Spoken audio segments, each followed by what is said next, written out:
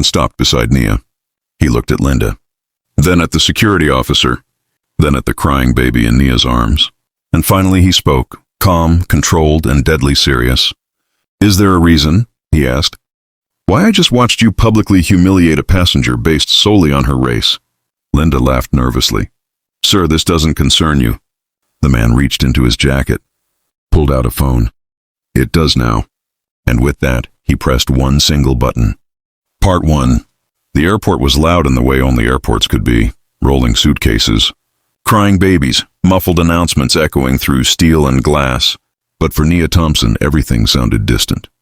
She stood in line at gate 47, gently rocking her 3-month-old daughter, Ava, against her chest.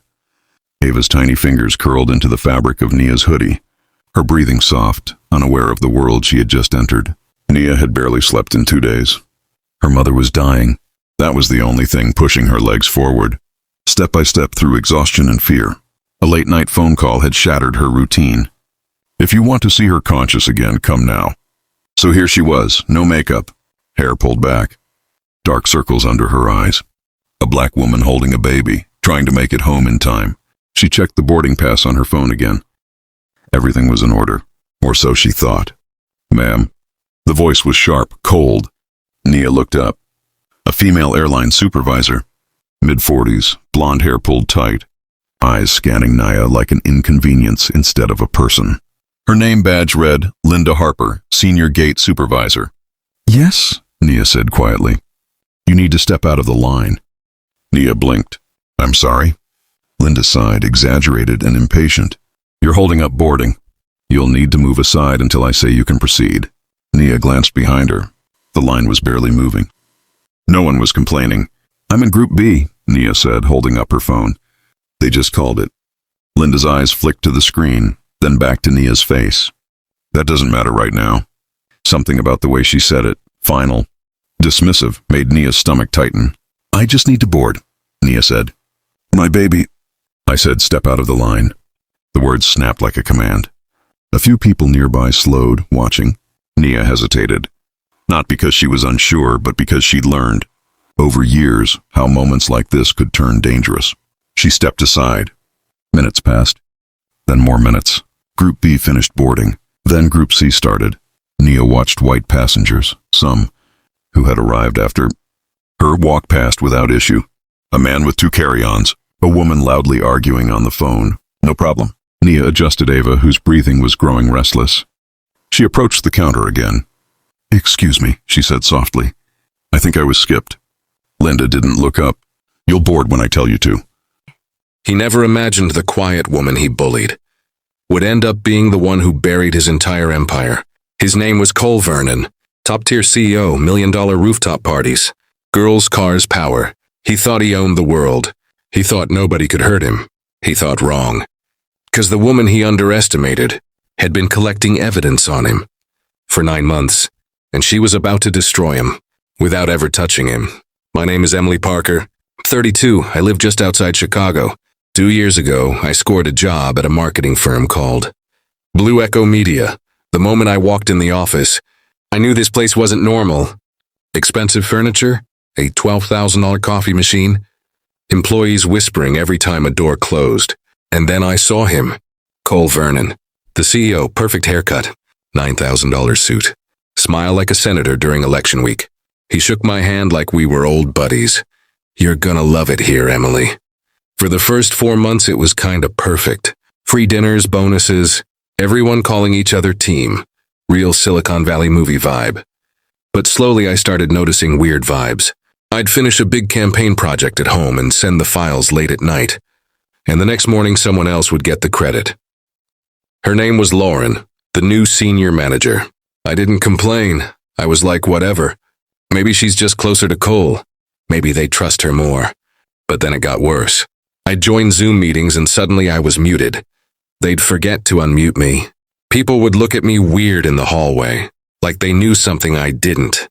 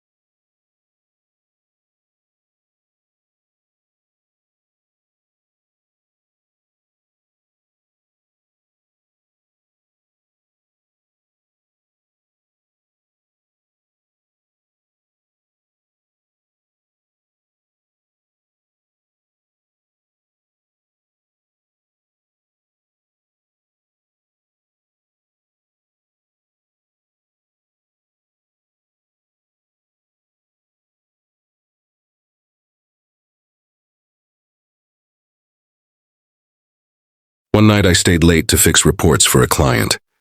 The cleaning guy was vacuuming. I had my headphones on. I was exhausted. Then I got an email, accidentally CC'd to me. From Cole to Lauren. Keep stringing her along. She's cheap labor until you're ready. My stomach dropped. I wasn't a team member. I wasn't a professional. I was a tool. Just free work. That night, something inside me flipped off like a switch. No more trying to earn my worth. No. More trying to fit in. No. More hoping some jerk boss would finally see my value. No, I was done being innocent. So I went cold, quiet, polite, statue mode. And I started listening. Cole would get drunk on Thursday. Nights in the office lounge. Fancy bourbon. And brag like a YouTube flexer. He'd say stuff like, dude, the IRS is basically blind. You just gotta hide the money right. And everyone would laugh like it was a joke. But I knew what he meant. I just didn't have proof yet, so I started collecting. Screenshots, PDF copies, internal reports, transfer receipts. Every time a questionable document crossed my desk, I made a copy. I saved it on a private encrypted drive only I had. I didn't talk to anybody. I didn't tell my friends. I didn't tell my parents. I was building a case. 3 months later, I found the first shell company, then the second, then the third. Fake vendors, fake consulting, millions out of the company. And meanwhile, employees were getting denied bonuses. Cole was literally stealing from us in broad daylight, and I had the receipts. The tension built into a steady, slow pressure, like water wearing through stone. I learned his schedule, his weaknesses. I watched how he left his laptop unlocked after 2 bourbon nights. I memorized names of shell vendors he mouthed, like he was listing trophies. I copied bank transfers while the server room hummed. While the night janitor pushed a cart past the glass walls, I hid drives taped under my desk drawer.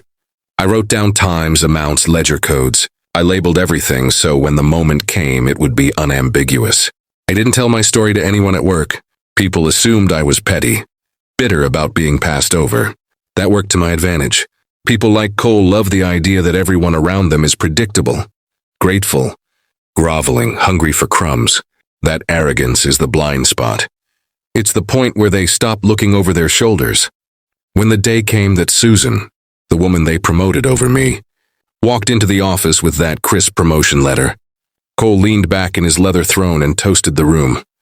He laughed, the same low, confident chuckle that had gotten him through board meetings and private jet selfies. He called me up to shake my hand like nothing had changed. Congrats, he said, fake warm. You'll land somewhere better. The day after the headlines broke, my phone buzzed before sunrise. Unknown number. When I answered, a calm male voice said, Emily Parker, this is Agent Carter. We received everything. We'll need one more signature from you. After that, your involvement is officially sealed. I didn't even breathe heavy. I just said, where do I meet you? He texted me an address. Federal Building, downtown Chicago. I Ubered there. Signed the final paper. Before I walked out, he paused and asked, you ever feel scared doing this? I looked him straight in the eyes. No, he's the one who should be scared. While Cole sat in holding with his custom-tailored suit wrinkling like tissue paper, the feds dug deeper. One shell company led to 4 more. Offshore accounts in the Caymans. Fake investments in green energy startups. He stole millions and called it strategy. But with every layer Agent Carter opened, the picture got uglier. Cole wasn't just cheating the IRS, he was using employee identity info to funnel money. My co-workers' names. Signatures, all used in his schemes. Now the feds had identity theft. Wire fraud, money laundering, tax evasion, conspiracy. Cole Vernon was cooked. Meanwhile, the office fell apart. Lauren quit. Susan couldn't look anyone in the eye. All those employees who laughed at his jokes turned silent like ghosts. HR pretended nothing happened. Board members tried deleting emails like rookies. But the government had already cloned every drive. When the indictment hit the media, it crashed the company like a plane. Clients bailed. Stock tanked. Blue Echo Media filed for bankruptcy. The world Cole built on lies collapsed like a cheap shelf from Walmart. 2 months later, I got a letter.